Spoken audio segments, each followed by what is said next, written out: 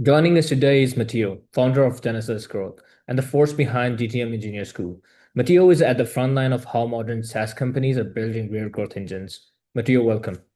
So, Matteo, I would like to know what you have been doing recently and what have you been up to? Sure. So since about 3 years, I run my own consulting practice, which is mainly focused on product marketing and content for B2B SaaS, specifically in MarTech, dev tools, and AI. And so I basically serve founders and VP marketing and their teams on everything that goes from messaging and positioning to websites, landing pages, content programs, both long form and on social, like LinkedIn content, as well as some GTM consulting on their overarching go-to-market strategy. Perfect. We have got a lot going on. That's good. My question is SaaS founders today are facing a flood of AI generated content, and it's like AI generated noise and content sameness at the same time. How would you describe the real challenge for a startup in cutting through this chaos and doing the actual content and getting something meaningful out there in 2025? Sure. I think like there's a couple of things there. Like I like to say that AI hasn't democratized content. It's kind of like commoditized mediocrity. So think of it as AI as a photocopy machine, right? If the master sheet is blurry, then every copy that comes from that it becomes trash. There's just a lot of them at scale, and is the copy process is only done faster, right? So I'm saying this because obviously AI lowered the barrier to not just entry the market and creating new products. You can see this with the likes of Lovable and Bolt that made even non-technical users able to code new products. But it's also true in the content and marketing space, so more in the distribution side of things. Um, Obviously, like everyone is using ChatGPT or other LLMs to create content faster. But again, what this means is that both product and marketing differentiation is becoming harder than ever. And so carving your own differentiation, or which is literally like the way you are different in the market, and building a differentiated brand and or strategy is also becoming more challenging, right? Um, and so and also I think like most founders on LinkedIn are being victims of what I call the bandwagon effect. They see because there's so many competitors or people out there like doing one thing, like they say if they do it, then we should do it too, right?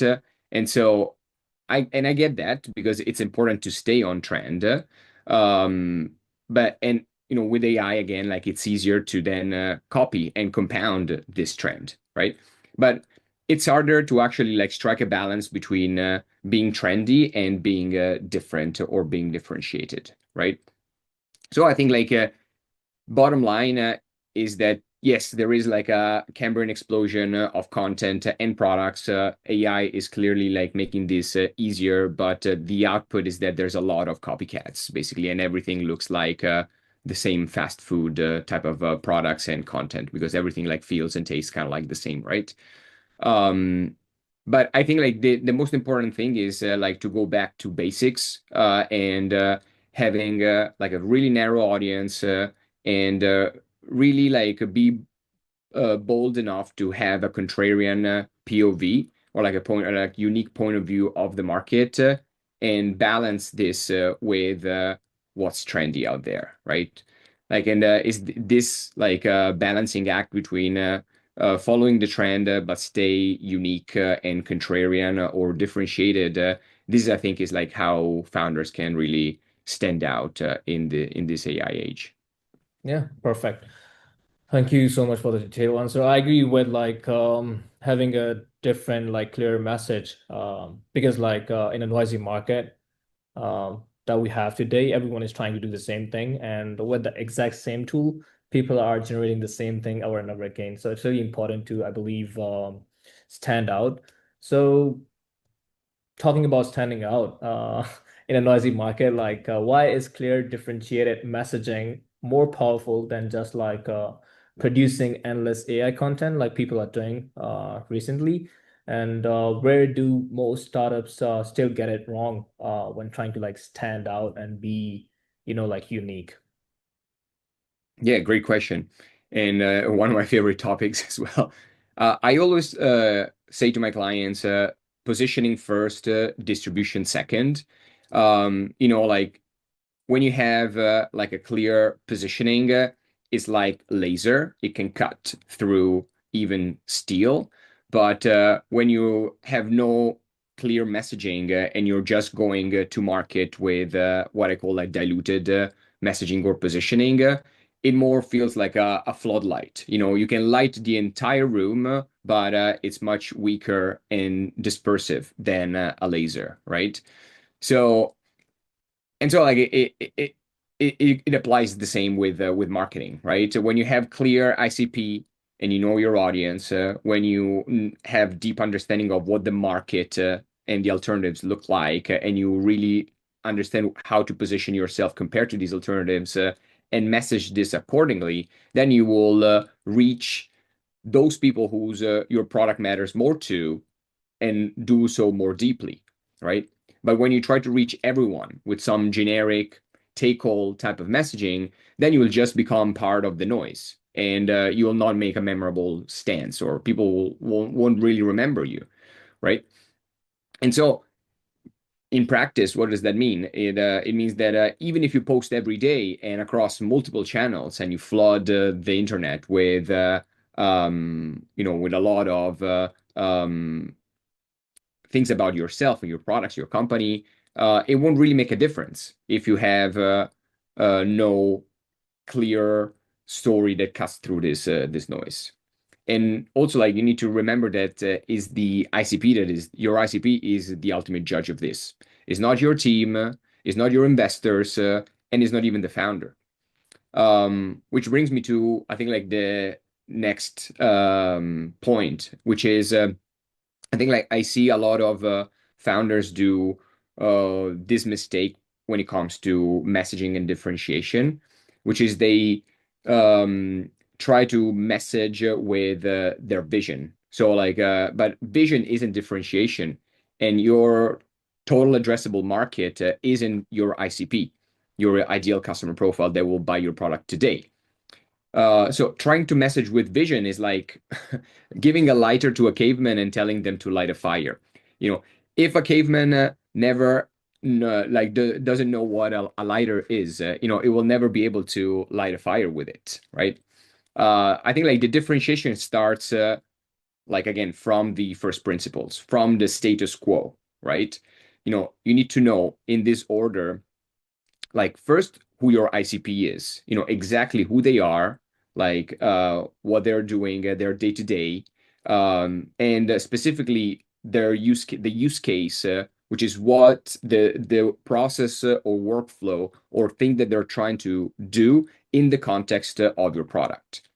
So this can be, when it comes to, for example, Slack, that means communicating with other teammates or sharing information with their teammates or external collaborators.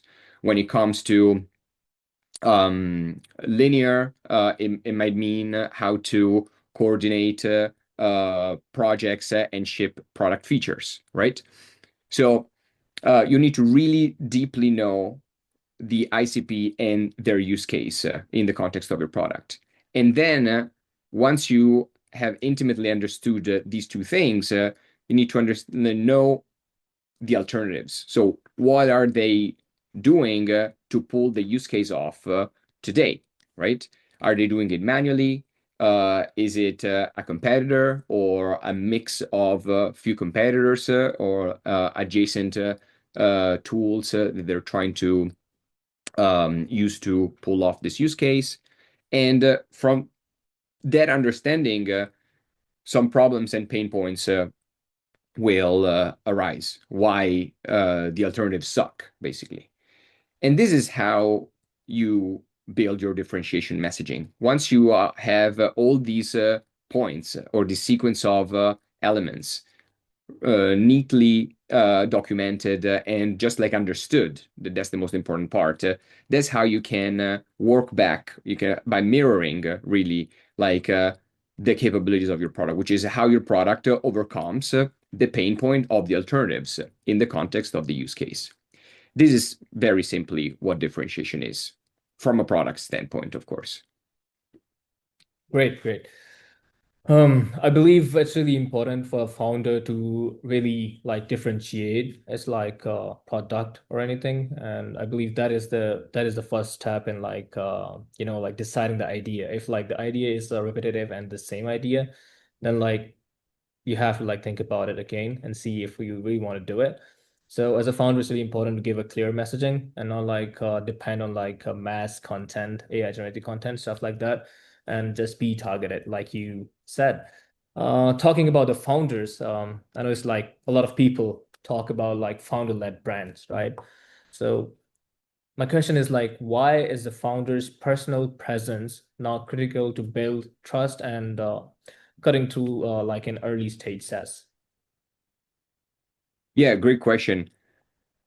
I used to say like that people buy from people, not from brands. But I think like this is also about to change, and I think we're seeing like a shift. We're still at the early stages of this, but I think we're seeing that people are more and more going to buy from machines or AI because we're getting at this stage where like the AI is really like we're just like delegating more and more decisions to AI, not just create our content, but also help me decide which software I should buy for my company, for my team, like, or create itinerary for my summer trips, or where should I go to eat tonight, like the best restaurants in the area. And so, like, we're just delegating these decisions, large or small, to the AI, and we're just literally there to confirm the decision-making process or reject, right? And so like this is one big thing, right? Big change happening. On the other hand, we're also we're probably like 2 decades into the social media age, right? And the so we're building more and more. We're very used to like being on social media feeds and building relationships there almost more than in the real life, right? And um, so that the influencers market is not anymore like a consumer only thing, but is very much also like established now in the B2B landscape, right? And so as buyers, we're building these parasocial relationships with influencers, right? And I think like these two components are really shifting the concept of how trust is built, right? Because either we trust the machine to retrieve the right information and make the decision for us, or we decide we trust the influencers of on LinkedIn that has the content that we like the most, or share some stories about their journey, right? And this is, I think, like where like founder brand is important because again, we're also like living in an industry with all these AI changes where pressure to perform is at its highest, right? And we're longing for more reciprocity and more empathy and more inspiration, right? And that's why I think, like the concept of a founder brand is important because we're longing to hear the stories from humans like us, like who are on the same journey as ours, and we're longing for them to hear struggles that we have that we can empathize and share. And also, we want to be inspired by how other people that are on the same journey as ours they overcome their challenges and document their journey so that we can get inspired and learn from it, right? And I think this is really why personal branding is really taking off, especially on B2B, because obviously in the consumer industry for that is a lot more mature and there's a lot more noise there, but it's still a bit more nascent, let's say, on B2B, in my opinion. Yeah, great answer. Great answer. I also believe like it's really important for the founders to step up and lead the brand because and it can be tricky sometimes because they have a lot of other things to do, a lot of different operations that they have to manage, especially in the early stages. But at the same time, it's important to like show the face and go for the organic growth that you get when you talk to the people and connect to the people directly. So I think that's really important, and it really does help you with your growth as well. Talking about like organic growth and all that stuff. The question is like with paid becoming less reliable and SEO shifting like very frequently, what are the organic growth playbook you still like believe works in 2025, especially for SaaS startups that want to, like scale without burning a lot of cash. Because like there are two ways. You can either grow organically by with time, or you can like burn all the money in and just get all the spotlight and get the audience that way. So what do you think are the best organic growth ways in 2025? Yeah, great question. And like I think like organic isn't that whatsoever, but as with everything else, with this AI revolution, it's changing a lot, and it's probably being reinvented from the ground up. And we're still at the very early innings of this, but the pace the pace of change is really picking up. And I think it really depends also on what you need to achieve, because we're seeing that, for example, we're seeing the rise of zero clicks SEO, or, like just because, again, like more people are using AI for or LLMs as a like Perplexity or GPT or Gemini as opposed to general Google searches. Like we're seeing basically a lot of impressions, but less clicks on websites from organics because of the AI overviews or AI answers, right? But it really depends what you need to achieve because there's still ways uh, on to like get your brand out there in an organic way. In my work with my clients and from what I see out there from like the companies, like top companies and operators that I follow, is there's a handful of tactics. Like we already touched upon one. Building in public works really well, I think, on LinkedIn to build a trustworthy, transparent personal brand, and that is as simple as sharing your thoughts on or documenting your journey, sharing your thoughts, your unique POVs on what's happening in your day, in your market, in your running your operations, and so on and so forth. And doing so consistently, it really compounds because it really shows that you are a humane brand, humane like person behind the brand and behind the company and behind the product that you sell, and it helps again building that affinity with your ICP. Another thing that I think is like getting more and more is getting like more of a renaissance is both webinars and IRL, so like community events, both in person, but also online, like webinars again, like or especially to gain momentum around something, for example, like a product launch where you want to have build a forum where you can get interact with your prospects, get them to ask you questions, and so on and so forth. I find also that long form content still works really well, especially how to playbooks and guides, especially when it comes to semi-technical audiences. So like people that need to use a lot of tools or AI I think like these how-to guides really help bridging the gap between I understand that there's a new thing out there that I should know, and actually getting the skill set, building the skill set to do it myself.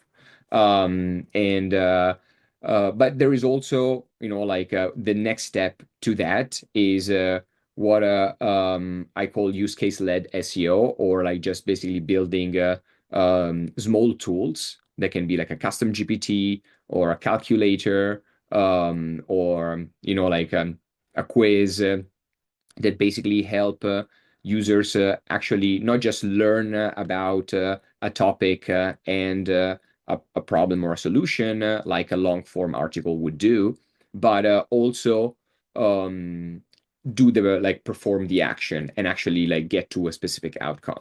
For example, I created like the other day like a prompt generator, like, or a prompt maker, and that already is probably like 10 times more useful to someone that is trying to create to use AI in their day-to-day, as opposed to me sharing a list of prompts that are limited to what I think is useful. But with the tool itself, you can create whichever prompt you want, depending on the use case that you're trying to achieve. Yeah, perfect. I really like the idea of like creating these small, useful tools. They do help people as well if you see it that way, and it also helps you with the organic marketing. That is a great approach. And you talked about like we're getting visitors, but not like we're not getting a lot of conversions because of like the AI reviews and all that. But like I also noticed like recently people are relying too much on the AI and they're not like getting the results that they should get normally. So that's a good point as well. So like I'm wondering like everyone is using AI, right, to generate faster and get all the content out there, but very few are like winning from this plan. How do you see AI fitting into like an effective SaaS go-to-market strategy? Because like AI does help, but what do you think is the real role of AI in marketing? Yeah, absolutely. I think like I like to say that to let AI do the easier, more manual work so that the humans can do the harder growth work, right? You need to think of AI as your sous chef in the kitchen, but if that's the case, then you need to be the chef, right? Or the head chef, right? So AI will line up the ingredients, but you need to think about which ones to use and where. Like it will chop the veggies, but you'll need to devise the actual cooking process, right? It'll help you to get the final dish, but you'll need to plate it and present it to your customers, right? So this is how, like I approach using AI in my day to day. So it's kind of like going back to first principles, right? Ask yourself, what are the most repetitive, the most time consuming tasks that, you know, you know how to do very well, but it'll just take so much time to do on your own, right? And for example, you have research of competitors, or parsing through tens and tens of customer calls, right? Um, but also refreshing and updating hundreds of blog articles. Like these are things that can be operationalized using AI, right? On the other hand, what are the least repetitive and not necessarily time consuming, but the least repetitive one-offs tasks that are high leverage and that need your human intervention, or like the let's say most brain power, right? Like, and think about like really again, strategy, or building relationships with your team, or contractors, or customers, um, connecting the dots between like some outputs that the AI presented to you. I think like keep those within you, and always, even on the least repetitive tasks that we're automating, always have these what the Arabs team actually call the human in the loop checkpoints or check-ins, right? Where even after the AI does 99% or 80% of the work, just make sure that you have a human that will review and approve or reject the AI output. And by just doing this, you are already saving 80% of your time, which compounds again if you scale this through more and more workflows and processes. Yeah, I really like the idea of like like having some manual steps before like getting things out. I think that is important. You can trust the AI to like generate a lot of content, but a lot of things, a lot of strategies, but you still need someone to overlook all that work. I'm wondering like where are we right now when it comes to the automation of GTM for a SaaS? Like how much human intervention is required to the date for the whole marketing process? From the whole marketing process, well, again, like it really depends where you are, but it's more about, I think, like, again, going back to the first principles, right? Like you really need to like understand where is AI needed as opposed to just indiscriminately apply it everywhere, right? I think like that's a false myth, or it's probably coming from outwards pressure, like what we talked about before, the bandwagon effect, because you're seeing someone using AI in that specific context, and then I feel like, oh my God, I need to do it, otherwise I'm missing out. And then you'll have the same with from one of your investors that is putting pressure on you. Like, where are you applying AI on XYZ? And that's why I think like there is like an indiscriminate and not necessarily super always useful approach when it comes to AI applications. Uh, but ultimately AI for now, it's more of like an accelerator and has a streamlining effect on specific processes and like time to output. So that's how I try to think about it, as opposed to understand, okay, these are the specific places where I need it and or not. But I've used it. I've been using it for you know um, from everywhere, from like competitor research, messaging, sales calls research, win-loss analysis, um, creation of obviously content, not just LinkedIn and long form and newsletter, but also life cycle emails and outbound emails, of course, like most people are doing. Um, and yeah, so like there is not really a limit depending on your creativity and the actual use cases that you're facing in your day to day. Perfect, perfect. I believe like with the AI, so people sometimes tell the AI to make decision for them, which is not the right thing to do, obviously. But people do that. For example, they will ask a LLM what to do in this situation, but like the LLM does not have all the context that it needs to make that decision, or like give you an advice, and they often like get the wrong advice and like follow that. I'm talking about like the technical things and all that. So this is one mistake that I've seen people make, not giving all the context to the LLM and just like getting anything that it outputs. Because obviously, to get a proper output, you need to give it the full context of the situation and like explain your question. Basically, like give a good prompt, and give it all the context. So from your work with like startups, what are the biggest go-to-market or messaging mistakes you see like SaaS founders making today, especially when it comes to like scaling beyond early adopters? So you said in terms of messaging or in terms of using AI here? Both like in terms of like messaging. Let's just don't like get AI into this question. I'm just talking about like the basic mistakes, the biggest mistakes the founders make um, in the messaging or like go-to-marketing.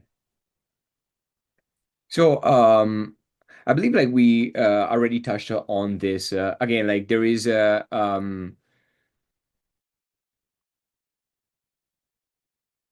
yeah like a one second.